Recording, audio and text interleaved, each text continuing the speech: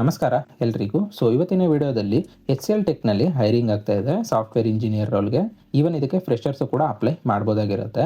In detail ಆಗಿ ಈ ಒಂದು ಜಾಬ್ನ ಬಗ್ಗೆ ಕಂಪ್ಲೀಟ್ ಡೀಟೇಲ್ಸ್ನ ತಿಳಿಸ್ಕೊಡ್ತೀನಿ. ವಿಡಿಯೋನ ಎಂಡ್ವರೆಗೂ ನೋಡಿ. ಇಷ್ಟ ಆದರೆ ಲೈಕ್ ಮಾಡಿ.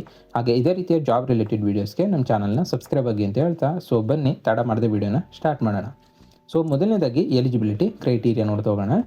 ಎಜುಕೇಷನ್ ಬಂದು ಬ್ಯಾಚಲರ್ಸ್ ಡಿಗ್ರಿ ಕಂಪಲ್ಸರಿ ಆಗಿರಬೇಕಾಗಿರುತ್ತೆ. ಮೆನ್ಷನ್ ಕೂಡ ಮಾಡಿದ್ದಾರೆ. ಕಂಪ್ಯೂಟರ್ ಸೈನ್ಸ್ ಆಗಿರ್ಬೋದು, ಇನ್ಫಾರ್ಮೇಷನ್ ಟೆಕ್ನಾಲಜಿ ಆಗಿರ್ಬೋದು, ಅಥವಾ ಇಂಜಿನಿಯರಿಂಗ್ ರಿಲೇಟೆಡ್ ಫೀಲ್ಡ್ಸಲ್ಲಿ ಕಂಪ್ಲೀಟ್ ಮಾಡಿದ್ದೀರಾ ಅಂದರೆ ಡಿಗ್ರಿನ ಈ ಒಂದು ಜಾಬ್ಗೆ ಅಪ್ಲೈ ಮಾಡ್ಬೋದಾಗಿರುತ್ತೆ. ಹಾಗೆ ಈವನ್ ನಾನು ಆಲ್ರೆಡಿ ವಿಡಿಯೋ ಸ್ಟಾರ್ಟಿಂಗಲ್ಲಿ ತಿಳಿಸ್ಕೊಟ್ಟಿರೋಗೆ ಈವನ್ ಇದಕ್ಕೆ ಫ್ರೆಷರ್ಸ್ ಕೂಡ ಅಪ್ಲೈ ಮಾಡ್ಬೋದು. ಫ್ರೆಶ್ ಗ್ರಾಜುಯೇಟ್ಸು ಕೂಡ ಯಾರಾದರೂ ವಿಡಿಯೋ ನೋಡ್ತಿದ್ರೆ ಅವರು ಕೂಡ ಅಪ್ಲೈ ಮಾಡ್ಬೋದಾಗಿರುತ್ತೆ.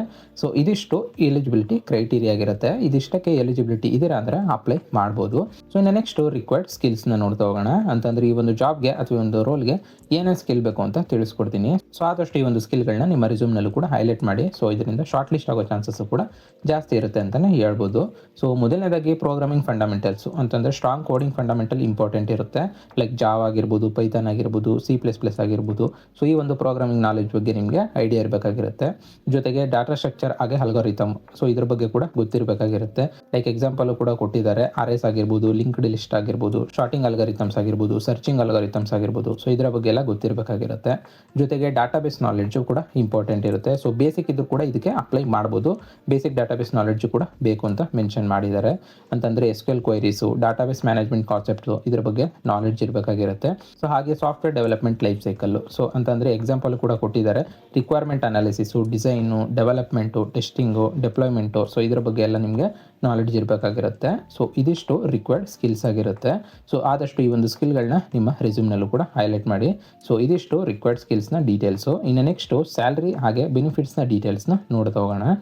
ಸ್ಯಾಲ್ರಿಯ ರೇಂಜ್ ಬಂದು ಈವನ್ ನೀವು ಫ್ರೆಷರ್ಸ್ ಇದ್ದೀರಾ ಅಂತ ಅಂದರೂ ಕೂಡ 4 lakh per annum ಇಂದ 8 lakh per annum ವರೆಗೂ ಕೂಡ ಎಕ್ಸ್ಪೆಕ್ಟ್ ಮಾಡ್ಬೋದಾಗಿರುತ್ತೆ. ಇದರ ಜೊತೆಗೆ ಬೆನಿಫಿಟ್ಸ್ ಕೂಡ ಇನ್ಕ್ಲೂಡ್ ಆಗಿರುತ್ತೆ. ಏನೇನಂತ ನೋಡೋದಾದ್ರೆ health insurance, paid leaves, performance incentive, training programmes ಹಾಗೆ ಸರ್ಟಿಫಿಕೇಶನ್ ಆಪರ್ಚುನಿಟೀಸು ಕೂಡ ಸಿಗ್ತಾ ಹೋಗುತ್ತೆ ಅಂತಲೇ ಹೇಳ್ಬೋದು. ಇದು ಸ್ಯಾಲ್ರಿ ಹಾಗೆ ಬೆನಿಫಿಟ್ಸ್ನ ಡೀಟೇಲ್ಸ್ ಆಗಿರುತ್ತೆ. ಇನ್ನು ನೆಕ್ಸ್ಟು ಕೆರಿಯರ್ ಗ್ರೋತ್ನ ನೋಡ್ತಾ ಹೋಗೋಣ.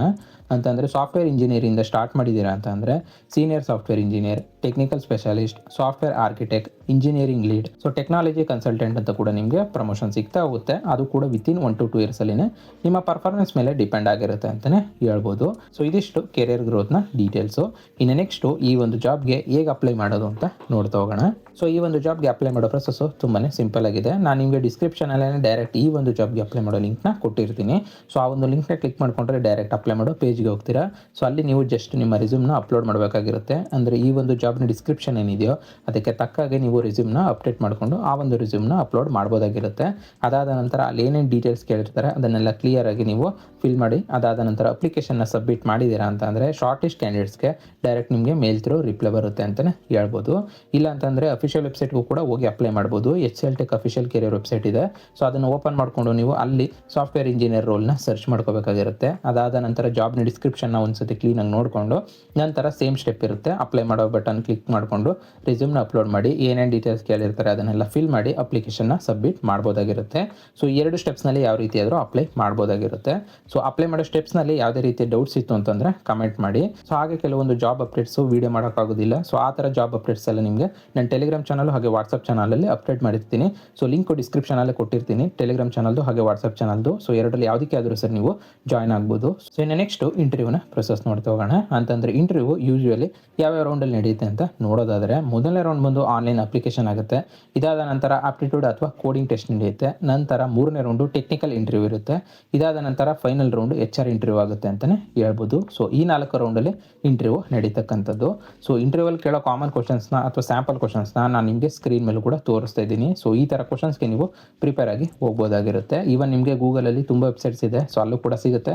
ಅಲ್ಲಿಂದ ಕೂಡ ನೀವು ಪ್ರಾಕ್ಟೀಸ್ ಮಾಡ್ಕೋಬೋದು. ಇದಿಷ್ಟು ಇಂಟರ್ವ್ಯೂನ ಪ್ರೊಸೆಸ್ಸು.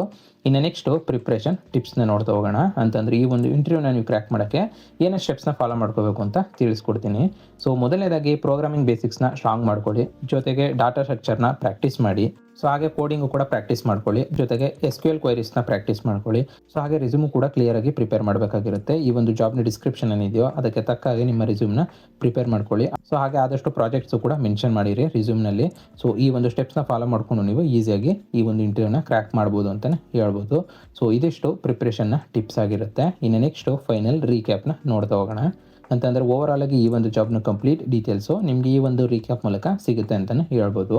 ಸೊ ಕಂಪ್ನಿಯ ನೇಮ್ ಬಂದು HCL ಟೆಕ್ ಆಗಿರುತ್ತೆ. ರೋಲ್ ಬಂದು ಸಾಫ್ಟ್ವೇರ್ ಇಂಜಿನಿಯರ್ ರೋಲ್ ಆಗಿರುತ್ತೆ.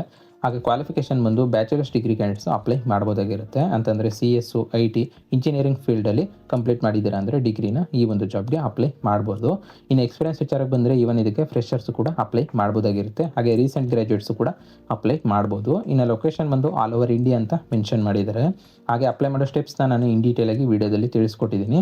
ನಾನು ನಿಮಗೆ ಡಿಸ್ಕ್ರಿಪ್ಷನಲ್ಲೇ ಡೈರೆಕ್ಟ್ ಅಪ್ಲೈ ಮಾಡೋ ಲಿಂಕ್ನ ಕೊಟ್ಟಿರ್ತೀನಿ. ಸೊ ಆ ಒಂದು ಲಿಂಕ್ನ ಕ್ಲಿಕ್ ಮಾಡಿಕೊಂಡ್ರೆ ಡೈರೆಕ್ಟ್ ಅಪ್ಲೈ ಮಾಡೋ ಪೇಜ್ಗೆ ಹೋಗ್ತೀರಾ. ಸೊ ಅಲ್ಲಿಂದ ಅಪ್ಲೈ ಮಾಡ್ಬೋದು. ಸೊ ಅಪ್ಲೈ ಮಾಡೋ ಸ್ಟೆಪ್ಸ್ನಲ್ಲಿ ಯಾವುದೇ ರೀತಿಯ ಡೌಟ್ಸ್ ಇತ್ತು ಅಂತಂದರೆ ಕಮೆಂಟ್ ಮಾಡಿ. ಸೊ ಇದಿಷ್ಟು ಓವರಾಲ್ ಆಗಿ ಈ ಒಂದು ಜಾಬ್ನ ಕಂಪ್ಲೀಟ್ ಡೀಟೇಲ್ಸು.